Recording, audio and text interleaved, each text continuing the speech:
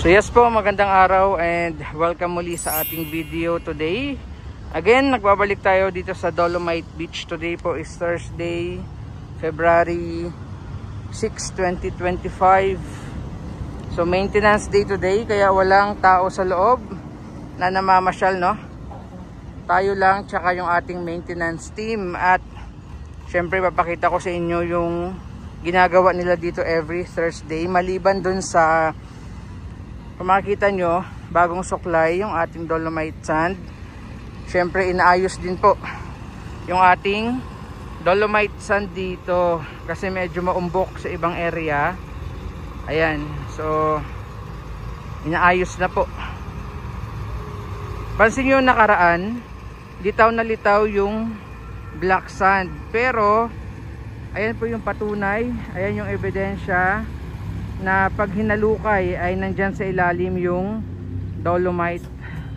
Sadyang natabunan lang po ng black sand. So ayan po, napapatungan ng black sand lalo kapag maalon. So ito yung ganap every Thursday po. Actually iba-iba, no? Depende. Minsan yung pinapatag lang yung buhangin. Ngayon meron talagang hukay na nagaganap dito at tambakan. So baka may magsabi na naman po na may bagong Dolomite na tinambak dito. Hindi po, ito pa rin yung dati dito. Inaayos lang ng ating maintenance team today. Ayan, so kung makikita nyo, meron na dyang mga tambak na Dolomite galing dito sa mga hinukay mula dito sa area na to. Okay, so panoorin muna natin.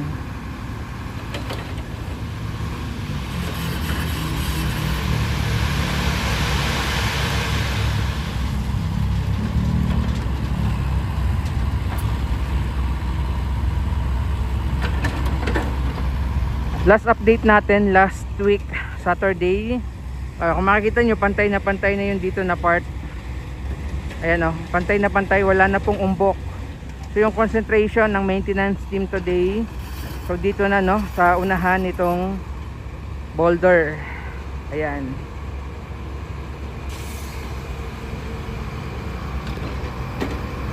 Tapos ito yung kabilang side ng ating beach area na bagong ano din yan. Kita nyo ang kinis-kinis today dahil bagong suklay or bagong patag.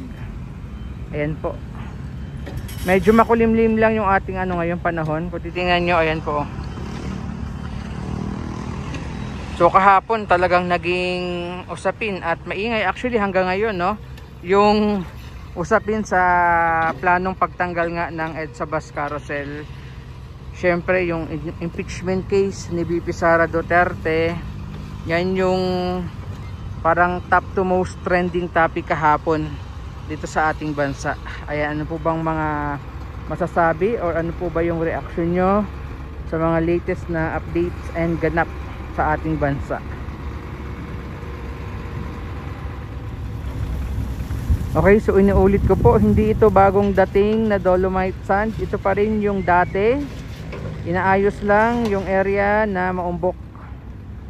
Dahil kapag umaalon, alam niyo na, no? Mas lalong umuumbok yung Dolomite, especially dun sa may malapit sa dagat.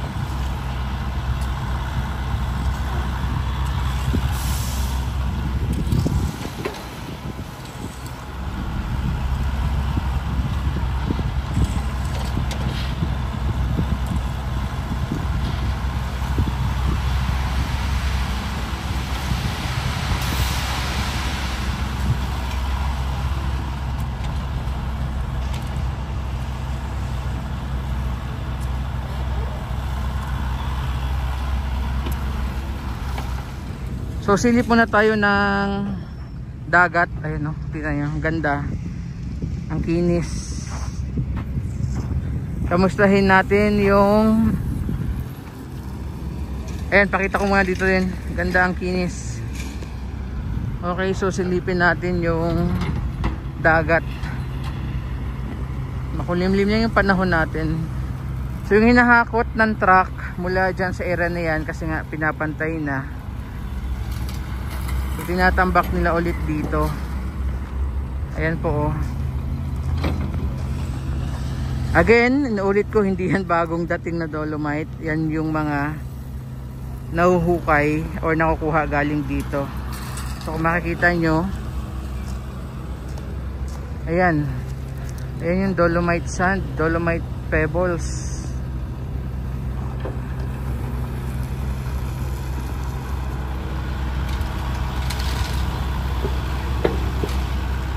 So ganito na yung pinaka-itsura after mapatag yung ibang area, especially dun sa may unahan ng phase 1. So ayan po,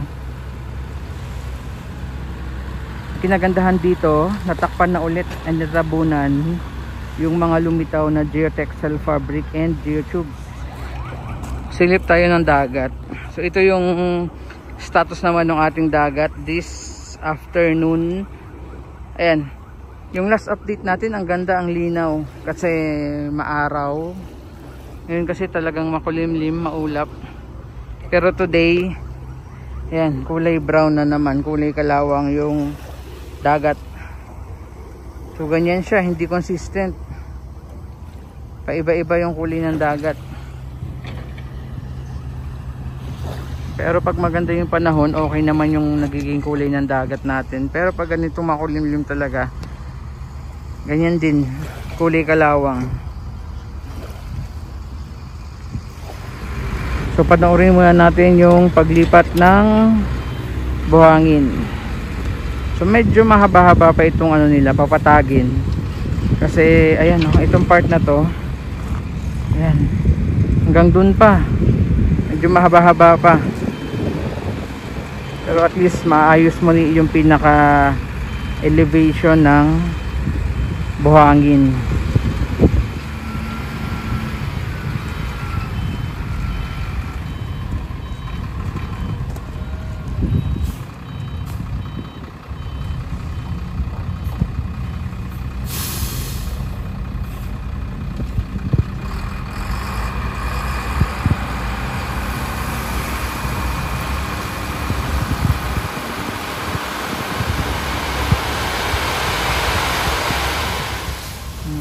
Kita nyo yan? O, diba? Purong dolomite pebbles yan.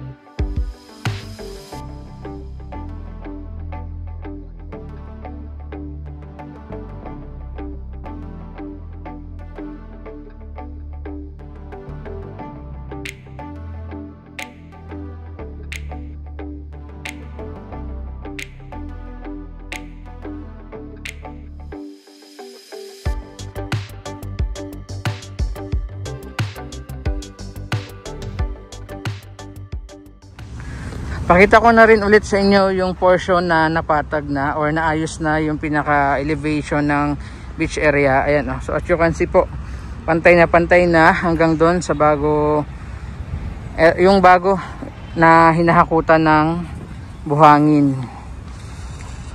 Ayan, dati kasi talagang umbok na umbok yung portion na to. So ngayon napatag na, and yung sinasabi ko kanina, pag low tide, normally kasi litaw yung mga geotextile fabric and geotubes dito. natabunan na rin, pero hindi pa ata lahat. May konti pang litaw. So ganyan siya. Yan, medyo umaambon-ambon na. Yan nga lang, hindi maganda yung ating dagat this afternoon po. Tulay kalawang. Yan, pero walang basura. Ito meron lang yung mga halamang ugat galing sa dagat. So patag na yan, no? Pantay na yung pinaka elevation ng buhangin mula dito sa rock garden papunta dito sa boulder.